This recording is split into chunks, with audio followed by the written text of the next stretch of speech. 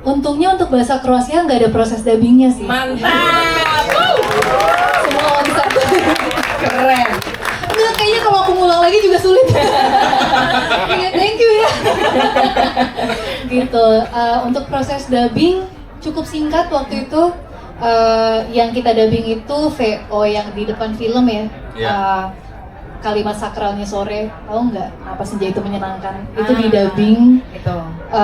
Dan prosesnya cukup panjang sebenarnya untuk dubbing itu juga karena mendapatkan nyawa yang diinginkan Yandi itu juga cukup sulit buat aku. Ditambah memang yang agak sulit adalah sore itu pitch-nya lebih rendah dari tone suara aku yang biasa gitu. Kalau aku kan rada chipmunk ya. Kalau sore kan kayak Berat. "Ih, kayaknya dia ada wibawanya deh."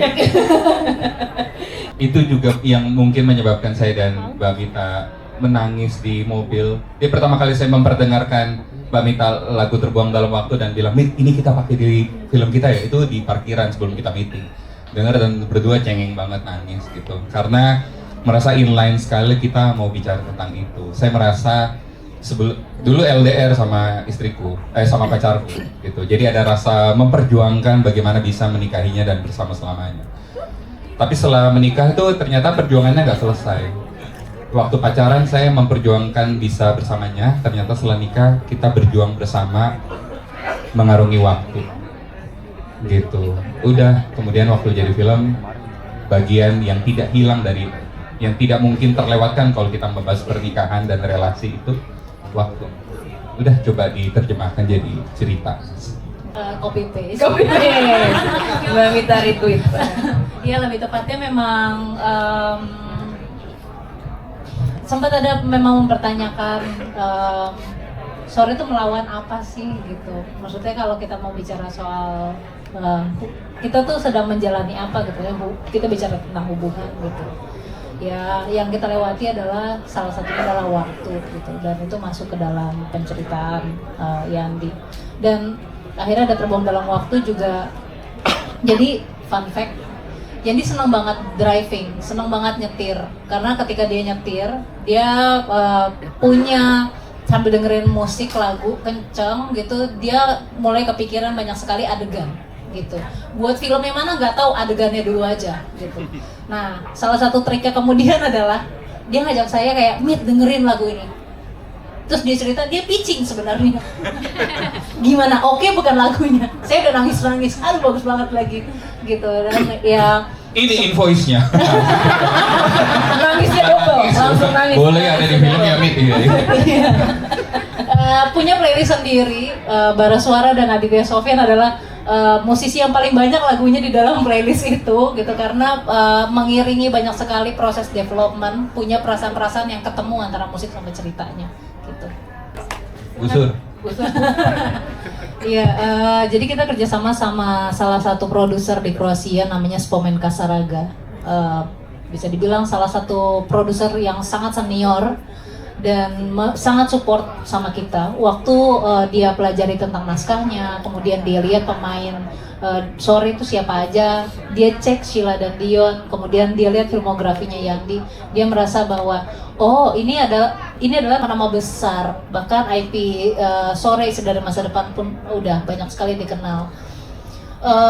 Ada keinginan Spomenka untuk juga menawarkan beberapa nama-nama aktor yang juga punya kredibilitas tinggi, punya pengalaman jam terbang, yang kalau ditanya gimana cara approach-nya, awalnya kita sendiri juga kayak ngerasa masa sih gitu, karena besar banget aktor yang mereka pernah udah syuting di beberapa judul sampai di Hollywood juga.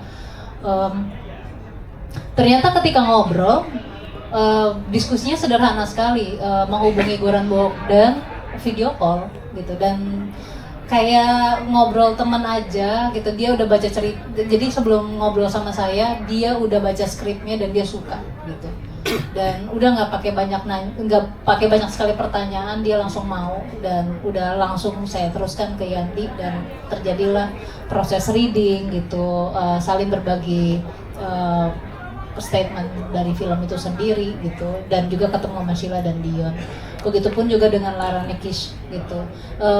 Tapi terlepas dari dua aktor itu, sebetulnya semua aktor Kroasia yang tampil di layar itu adalah aktor-aktor senior yang sangat ketika kita datang sangat suportif gitu. Tidak ada jurang nanti gaya syuting kita gini gitu, nggak ada. Yang penting gimana ceritanya kita bisa deliver dengan baik gitu.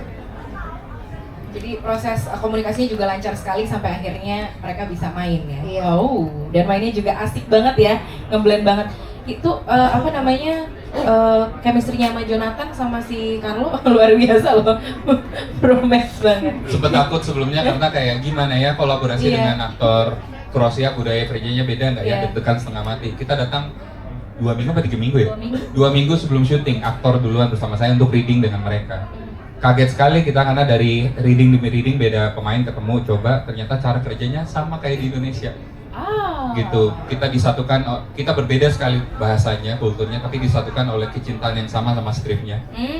Terus ternyata didorong oleh kerapuhan yang sama gitu buat, aduh ini aku harus kayak seperti apa ya supaya mendeliver cerita dan pesan ini sebaik mungkin. Jadi kesamaan di ruang reading itu terjadi karena semua punya pendapat, ini bukan tentang aku dan keaktoranku, Iya. tapi tentang ceritanya. Frustrasi. Dia frustrasi. Oke, terima kasih. Silakan. Hampir selamat. Aduh, terharu. Terharu, baik. Terima kasih. Next. Hidup, lovely. Menggerakkan, moving. Moving, oke. Kita udah dapat banyak keyword nih. Next. Apa Kak? Tersadar. Tersadar, awaken. Asik. Silakan. Mas Gina. Istri. Istri. Oh, romantis banget. Terhormat Terhormat. diajak preskon. Tadi sampai sekarang masih main Zoe karena pengalaman dia preskon. Silakan Mita. Penerimaan. Penerimaan, langsung ya, on point. Dion Wiyoko. Painful. Iya lagi, kasihan sama Jonathan. Bingung. Terima kasih, painful. Dan berikutnya Sheila Dara. Heartwarming. Heartwarming. Yes, itu semua keyword yang sudah, ya tolong dirangkai jadi satu kalimat ya. Silakan Yandi, satu kata, dan kalau buat Yandi lebih dari satu kata untuk menutup sore ini, silakan.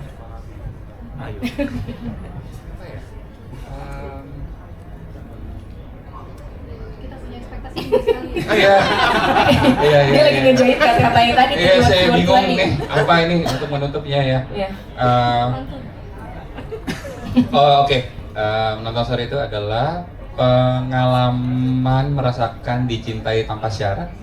Salah satu resiko yang akhirnya kita berani pilih bersama Mbak Mita dan seluruh tim adalah gimana ya supaya penonton mengalami pengalaman yang tadi di greeting depan juga dibilang gitu ya, nontonnya itu nggak ada ekspektasi, nggak tahu plotnya. Akhirnya kita memilih bikin trailer yang sangat berbahaya. Bahaya kenapa? Karena nggak ada plotnya, nggak dibuka semua kan. Makanya sempat ramai, apa bedanya web series gitu. Aduh gitu ya, memang tegang kayak, sebab kalau orang tahu ceritanya kan lebih mungkin menggerakkan menonton, tapi nanti pengalaman nontonnya gimana ya, kita tuh mau berbagi pengalaman nonton tadi yang journey dari awal gitu, sehingga sampai sekarang masih berusaha menjaga kerahasiaan ini supaya penonton, terutama di 10 Juli nanti gitu ya, dan hari-hari pertama yang nggak kena spoiler, mengalami pengalaman penuh rasanya dicintai tanpa syarat hanya melalui menonton film. Semoga gitu. Jadi ya semoga pemberitaan hari ini dan cerita dari teman-teman semua bisa menggerakkan sebanyak-banyaknya orang untuk merasakan pengalaman yang kita semua rasakan hari ini.